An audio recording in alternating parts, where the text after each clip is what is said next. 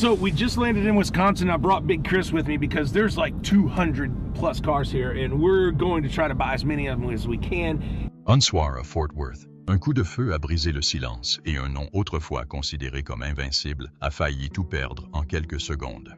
La gloire qui enveloppait autrefois Richard Rawlings, l'homme derrière Fast and Loud, qui a bâti l'empire Gas Monkey Garage. Alors, regardez ça. J'espère qu'aujourd'hui sera une journée de jeu de pouvoir pour moi et, bien sûr, pour Chase et Gas Monkey. L'approche par l'avant semblait correcte, mais il fallait ensuite la malmener, la presser et la plier. Mais derrière les projecteurs se cache une série de tragédies que le public n'a jamais vues. Ne détournez pas le regard, car ce qui vous attend n'est pas un récit triomphal. C'est le parcours d'une icône de la télévision américaine qui touche le fond. Richard Rawlings, né le 30 mars 1969 à Fort Worth, au Texas, a été baigné dans l'automobile dès son enfance grâce à son père, Ray Rawlings, un passionné de voitures classiques et de modifications. Lors des salons automobiles locaux et des rassemblements de passionnés, Richard a rapidement développé un intérêt pour la mécanique et les véhicules personnalisés. À 14 ans, il achète sa première voiture, une Mercury Comet de 1974, et commence à se familiariser avec les techniques de base de la restauration automobile. Après avoir obtenu son diplôme du lycée Eastern Hills de Fort Worth en 1987, Richard Rawlings cumule divers emplois pour gagner sa vie. Il travaille comme pompier, policier et ambulancier avant ses 21 ans. Son objectif était d'économiser suffisamment d'argent pour alimenter sa passion personnelle pour les voitures. Ses rôles ont également développé sa capacité à réagir rapidement, à maintenir la discipline et à opérer dans des environnements sous pression, des qualités qui ont plus tard influencé son style de management au cours de son ascension vers la gloire. À 22 ans, Richard Rawlings a dû faire face à un événement qui a bouleversé sa vie. Lors d'un détournement de voiture à Fort Worth, il fut abattu alors qu'il tentait de protéger une Ford Mustang Fastback de 1965 qu'il avait personnellement restaurée. Selon son récit autobiographique, Fast and Loud, Blood, Sweat and Beers, la balle lui transperça l'épaule et le bras gauche, le laissant dans un état critique à l'hôpital. Aucun dossier médical détaillé n'a été rendu public, mais Rawlings a confirmé que cet incident avait profondément marqué sa vision de la vie. Après l'incident, il n'a pas porté plainte et a refusé de s'exprimer longuement devant les médias pendant les 2 décennies qui ont suivi. À ce jour, cet incident demeure l'un des rares de sa vie à avoir directement menacé sa survie. Bien qu'il ait peu évoqué les conséquences psychologiques de cet incident, certains analystes suggèrent que Rawlings pourrait avoir souffert d'un syndrome de stress post-traumatique, SSPT. Son rythme de travail intense, son contrôle méticuleux sur ses projets automobiles et ses vives réactions ultérieures aux médias négatifs sont souvent cités comme des indicateurs indirects de cette maladie. Pourtant, aucune confirmation officielle n'a été apportée par Rawlings lui-même ni par aucun professionnel de la santé concernant un tel diagnostic. 3 ans après l'incident, Rawlings a épousé Karen Kay, Graham's au Texas. Le mariage a duré moins d'1 an et s'est terminé rapidement. Les informations sur cette relation sont rares. Il n'y a eu aucun conflit de propriété important, aucune déclaration des 2 parties et aucune couverture médiatique à l'époque. Rawlings n'a jamais évoqué ce premier mariage dans ses interviews ultérieures, ce qui a laissé entendre qu'il s'agissait d'un chapitre personnel qu'il préférait garder secret ou qui n'a eu que peu d'impact sur son image publique dans les années qui ont suivi. De 1994 à 1999, Rawlings s'est temporairement éloigné de toute implication directe dans le secteur automobile pour se consacrer à des entreprises indépendantes. Il a fondé une entreprise d'impression et de publicité appelée Lincoln Press. L'entreprise fournissait des services d'impression commerciale et de branding aux petites et moyennes entreprises du Texas. Sous sa direction, Lincoln Press a connu une activité stable, générant des revenus suffisants pour lui permettre d'accumuler du capital pour de futures activités. Dans des interviews ultérieures, Rawlings a déclaré que l'impression n'était pas sa véritable passion, mais simplement un moyen de revenir à l'industrie automobile à plus grande échelle. Cette période, bien qu'elle ait été marquée par l'absence de percées notables, est considérée comme une étape charnière dans la construction de son identité. À la fin des années 1990, Richard Rawlings n'était encore apparu dans aucun média national. Pourtant, ses premières années de bouleversement personnel et d'expérience pratique ont jeté les bases de sa résilience lorsqu'il a commencé à faire face à l'attention du public et aux pressions de l'industrie du divertissement. Gloire brisée en 2002. Richard Rawlings vendait Lincoln Press pour fonder Gas Monkey Garage à Dallas, au Texas. L'atelier se consacrait initialement à la restauration et à la personnalisation de voitures classiques, avant de devenir une marque reconnue auprès des passionnés d'automobiles américains grâce à ses designs audacieux inspirés des hot rods et à sa stratégie de marque claire. Gas Monkey Garage entra dans une phase de croissance rapide lorsque Rawlings combina son savoir-faire, son sens du spectacle et son sens du divertissement grâce à la télé-réalité. 10 ans plus tard, Fast and Loud a été diffusé pour la première fois sur Discovery Channel, propulsant Richard Rawlings et l'équipe de Gas Monkey vers un public mondial. Avec son style d'animation direct, ses images de garage distinctives et la forte personnalité de ses membres, l'émission est rapidement devenue l'une des émissions les plus populaires de Discovery dans les années 2010, avec plus de 300 épisodes diffusés dans plus de 200 pays. Au plus fort de la popularité de Fast and Loud, Richard Rawlings a dû faire face à d'importants bouleversements personnels. En 1999, il a épousé Suzanne Marie Mergiel à Las Vegas. Ce second mariage a duré 10 ans avant de se solder par un divorce. Bien qu'aucun litige majeur relatif à la propriété n'ait surgi, des sources proches du couple suggèrent que les exigences liées à la gestion de Gas Monkey et au tournage de l'émission ont eu un impact négatif sur leur relation.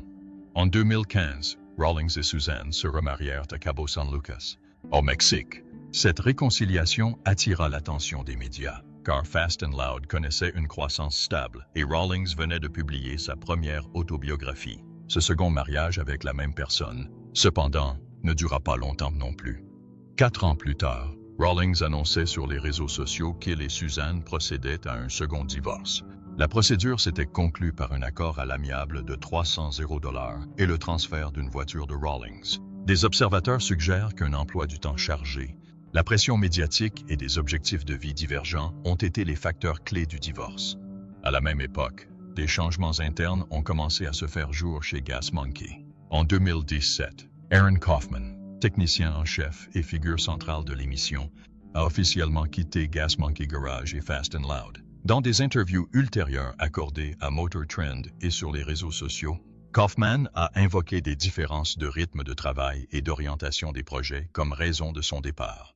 L'événement a immédiatement suscité la controverse parmi les fans, beaucoup spéculant sur une relation tendue depuis un certain temps et le départ de Kaufman comme point culminant de tensions prolongées. Ce départ a été perçu comme une perte significative, tant en termes d'expertise technique que d'image de marque pour Gas Monkey. La perte d'un collaborateur de longue date des premiers jours a modifié la structure de l'équipe et a impacté l'efficacité de la production des saisons suivantes. Entre 2015 et 2019, Rawlings a connu 2 tendances contrastées. D'un côté, il a développé sa marque personnelle et signé d'importants contrats publicitaires avec de grands constructeurs automobiles. De l'autre, il a dû faire face à des difficultés personnelles et à des pertes d'équipe constantes, soulevant des questions sur sa capacité à maintenir la stabilité d'un modèle à la fois créatif et dépendant de la télé-réalité. Lors d'entretiens ultérieurs, Rawlings a admis que la gestion d'une marque internationale, les tournages de plusieurs mois et la navigation dans les médias et les réseaux sociaux l'ont soumis à un stress prolongé. Certains experts des médias ont noté qu'après 2017, la personnalité publique de Rawlings est devenue plus réservée, avec moins d'apparitions sur les plateformes personnelles et des déclarations faites uniquement lorsque cela était nécessaire. Bien que Fast and Loud ait continué à être diffusé, le rythme de production n'a plus été maintenu. L'équipe a connu des changements de personnel. La durée des épisodes a été raccourcie et l'engagement de Rawlings sur les réseaux sociaux a montré des signes de ralentissement. Si Fast and Loud est resté un produit phare de l'expansion mondiale de Gas Monkey, en interne, l'organisation est entrée dans une phase davantage marquée par la pression que par l'innovation, le côté obscur de la célébrité. En 2016, Rawlings a ouvert le Richard Rawlings Garage, un restaurant situé dans le nord de Dallas. Ce restaurant-bar, à la fois restaurant et bar, présentait des voitures de collection et visait à attirer les fans de Fast and Loud. Malgré une fréquentation initiale régulière, le modèle économique s'est avéré intenable. les revenus ne couvraient pas les coûts et les efforts promotionnels étaient en deçà des attentes. Le restaurant a fermé ses portes après 3 ans. Rawlings n'a publié aucune déclaration officielle à ce sujet, mais a reconnu lors d'interviews qu'il s'agissait d'un investissement malvenu.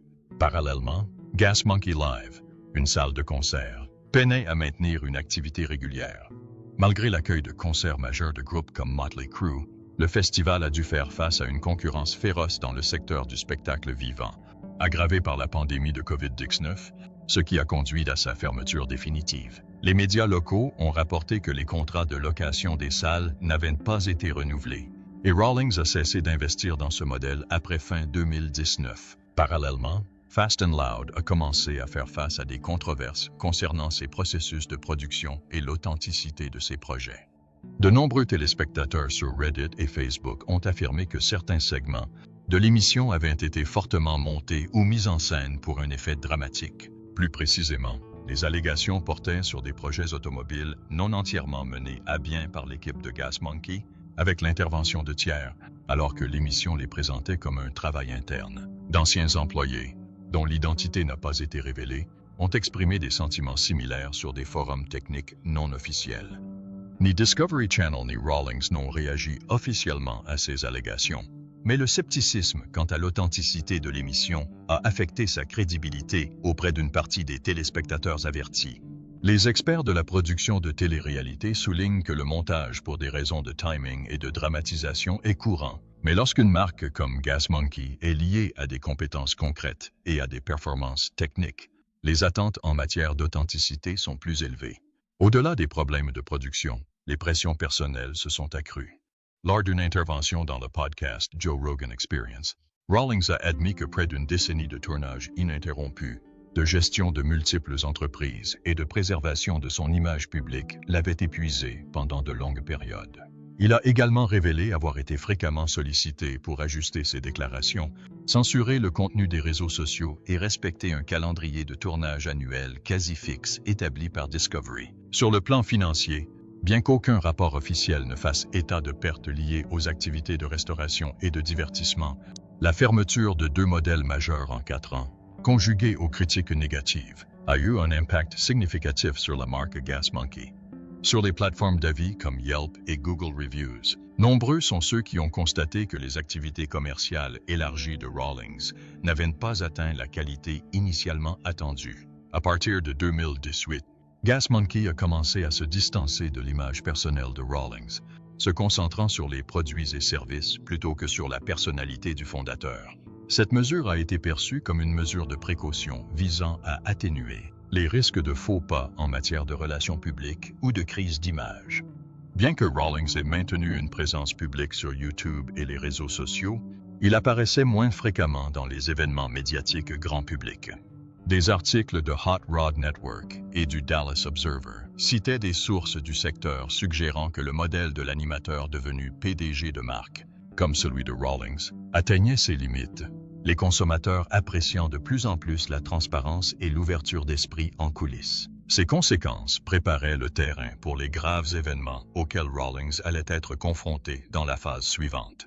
Effondrement complet. En octobre 2018, GMRI, la société exploitant le Gas Monkey Bar and Grill, a intenté une action en justice contre Richard Rawlings et Gas Monkey Holdings, alléguant une violation des accords de licence de marque, un sabotage intentionnel des opérations commerciales et une atteinte à la réputation par le biais de déclarations publiques. La poursuite exigeait plus de 6 millions de dollars de dommages et intérêts, affirmant que Rawlings s'était livré à une ingérence déraisonnable, avait utilisé les médias pour exercer une pression et avait perturbé les opérations internes. Les preuves comprenaient des échanges de courriels tendus et des publications sur les réseaux sociaux jugées indirectement agressives. Rawlings a nié toutes les allégations et a intenté une action reconventionnelle, accusant GMRI de violation de marque et de dévalorisation de la marque par une utilisation abusive de son nom et de son image à des fins commerciales. Il réclamait 1 million de dollars de dommages et intérêts et demandait au tribunal d'envisager la révocation des droits d'utilisation de la marque du partenaire. Les documents juridiques n'ont pas été largement divulgués, Mais des informations du Dallas Morning News et des cabinets d'avocats suivant l'affaire indiquent que le litige a duré plus de 12 mois et s'est conclu par un accord à l'amiable, dont les termes restent confidentiels. Les calendriers de production et les clauses médiatiques restrictives ont entravé ses projets de développement de sa marque personnelle. Lors de l'émission Joe Rogan Experience, il a révélé que son contrat avec Discovery imposait une amende de 25 000 $ pour chaque déclaration publique non autorisée, y compris les publications sur les réseaux sociaux jugées préjudiciables à la marque du partenaire. Rawlings a déclaré avoir perdu le contrôle de son image et être convaincu que le système de censure du contenu, en vigueur depuis 10 ans, empêchait toute interaction réelle avec les fans. Se concentrant sur les plateformes numériques et les projets personnels, sans restriction de tiers, les fans ont eu des réactions mitigées. Certains ont regretté la fin brutale de l'émission, tandis que d'autres ont soutenu la décision de Rawlings de se détacher du système télévisuel pour une création de contenu plus autonome. Renouant avec ses cendres, immédiatement après la fin de l'émission, Rawlings a intensifié son activité sur la chaîne YouTube Gas Monkey Garage et Richard Rawlings. La production vidéo a augmenté régulièrement. Les statistiques YouTube montrant que la chaîne avait dépassé le million d'abonnés fin 2022, maintenant une croissance constante. Parallèlement au contenu visuel, Rawlings a lancé un podcast personnel, Monkey Trap with Richard Rawlings. Diffusée régulièrement sur Spotify et les podcasts Apple, elle a reçu des retours positifs de son public cible, principalement des entrepreneurs et des passionnés d'automobile. Cette initiative a été perçue comme une volonté d'étendre son influence auprès d'un public mature, complétant ainsi l'écosystème auparavant centré sur les téléspectateurs de télé-réalité. Pour la marque Gas Monkey, Rawlings a continué d'exploiter le Dallas Garage et les restaurants locaux Gas Monkey Bar and Grill. Bien qu'aucune expansion à grande échelle n'ait été prévue, ces établissements sont restés stables, servant une clientèle locale et des touristes intéressés par la marque. En mai 2025, Rawlings a annoncé le lancement d'un nouveau modèle hybride, le Gas Monkey Ice House, au Grandscape Complex, l'un des plus grands centres de divertissement commercial de Dallas-Fort Worth. Ce modèle devrait raviver l'héritage de la marque, tout en s'adaptant aux tendances de consommation post-pandémie. Au-delà du garage, Rawlings a investi dans des sponsorings sportifs et des partenariats techniques. Depuis 2022, Gas Monkey est le sponsor principal du pilote Peter Hickman et de l'équipe FHO Racing OTT de l'île de Man, l'un des événements de sport automobile les plus prestigieux et les plus dangereux au monde. Rawlings poursuivait ce projet depuis 2015, mais n'a pu le concrétiser tant qu'il était lié à Discovery. Il est à noter qu'au cours de cette période, Rawlings a organisé plusieurs ventes aux enchères de voitures de sa collection personnelle sur Bring a Trailer. Bien qu'aucun chiffre officiel ne précise le montant total des transactions, les observateurs suggèrent que cela témoigne d'une évolution vers l'investissement dans des véhicules modernes et haut de gamme comme Lamborghini et Ferrari. Ces ventes s'inscrivent dans une stratégie financière visant à optimiser le patrimoine personnel et à restructurer le capital pour l'expansion de la marque. En 2024, Richard estime la fortune de Richard Rawlings à environ 18 millions de dollars. Ses principales sources de revenus sont la marque Gas Monkey, des contrats de sponsoring, YouTube, la restauration et les droits d'auteur de ses livres. Rawlings possède une propriété à Dallas, estimée à 1,7 million de dollars, qui sert également de lieu de tournage pour une grande partie de ses contenus YouTube. Les statistiques sur les réseaux sociaux montrent qu'il compte plus de 2,7 millions d'abonnés sur Instagram, 340 000 abonnés sur Twitter et près de 5 millions de j'aime sur Facebook, conservant une influence constante même après avoir quitté la télévision.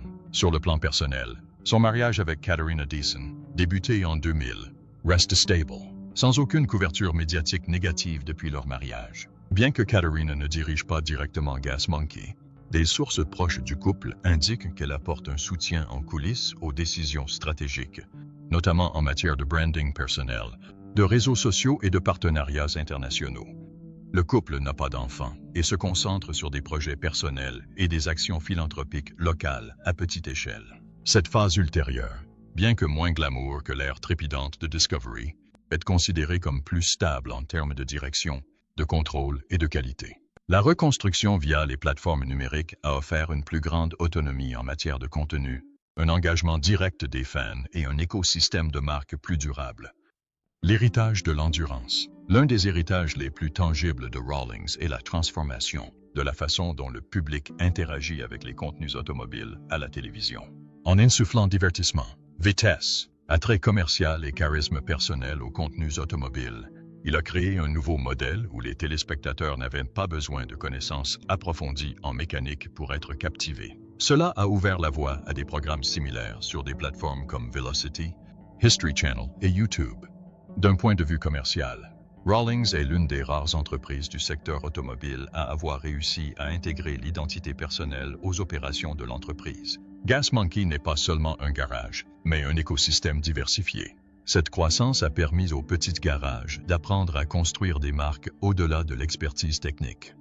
Son modèle de franchise et de licence, bien qu'entaché par quelques litiges, demeure un exemple classique de commercialisation dans le domaine des techniques artisanales. De plus, son héritage médiatique stratégique est remarquable. Rawlings a été l'une des premières personnalités américaines de la télé-réalité, à passer proactivement de la diffusion par câble au contenu numérique à grande échelle. Son succès sur YouTube, les podcasts et les réseaux sociaux après sa découverte démontrent qu'une voix indépendante peut rester commercialement viable avec une communauté solide. Ce modèle est de plus en plus répandu dans un contexte de baisse d'audience du câble et de forte évolution vers des contenus OTT. Après plus de 20 ans sous les feux des projecteurs et 5 ans de reconstruction post-production, Rawlings n'a plus le statut de star qu'il avait autrefois. Pourtant, son influence perdure. Les traces qu'il a laissées, controversées ou non, continuent de façonner une nouvelle génération de créateurs de contenu numérique, d'investisseurs automobiles et de jeunes consommateurs attirés par les produits techniques personnalisés. Fort d'une influence à la télévision, en ingénierie mécanique, dans les médias numériques et en stratégie de marque, Richard Rawlings a délaissé le rôle d'animateur pour entrer dans l'histoire de l'industrie automobile moderne. Richard Rawlings n'est pas le seul à avoir traversé le cycle de la célébrité, de la controverse et de la reprise dans la télé-réalité. Mais son retrait proactif de la radiodiffusion traditionnelle, sa restructuration et la stabilité durable qui en a résulté ont permis à Gas Monkey de survivre dans un marché en pleine mutation. Rawlings reste l'une des figures les plus influentes de sa génération, malgré les controverses qui l'ont entouré. Si vous souhaitez découvrir des portraits détaillés de personnalités qui ont révolutionné la télévision, le divertissement ou l'économie grâce à leurs histoires, abonnez-vous à la chaîne pour être informé des prochains contenus. N'oubliez pas d'aimer et de laisser un commentaire si vous avez suivi Fast and Loud ou si vous partagez votre point de vue sur la façon dont Richard Rawlings a bâti et développé sa marque personnelle.